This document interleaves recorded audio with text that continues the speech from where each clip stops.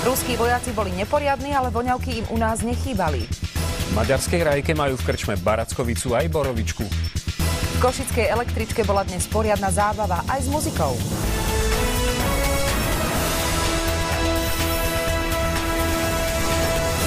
Sledujete noviny.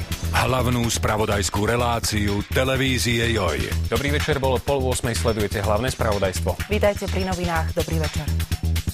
Včerajšie záplavy opäť spôsobili obrovské škody. V okrese Bardejov bol vyhlásený 3. stupeň povodňovej aktivity. V obci Šiba voda zasiahla množstvo domov i záhrad a zlikvidovala až 800 metrov dlhý úsek miestnej vozovky. V Šibe pri Bardejove počas silnej búrky prívalová voda poškodila miestnu komunikáciu.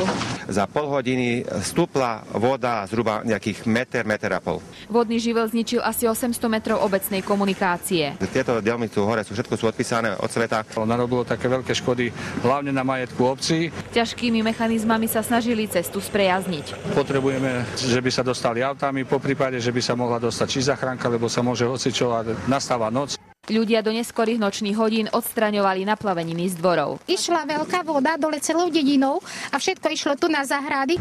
V Bardejove vyhlásili 3. stupeň povodňovej aktivity. 71-ročná Anna Paľová je zúfalá. Voda sa jej dostala na prízemie rodinného domu. Voda mi zničila plynový šporák, automatickú pračku, elektrickú trubu. Šibský potok sa vylial a prívalová voda zaplavila záhrady, studne a zničila aj ploty. Obyvateľom prišlo na pomoc 17 dobrovoľných hasičov zo Zlatého a Richvaldu. My tu ťahali vodu z pivníc, zo studní, z dvorov, zo záhrad. Sme trošku tu aj prekopovali cestu, že by sa dostala voda späť do koryta.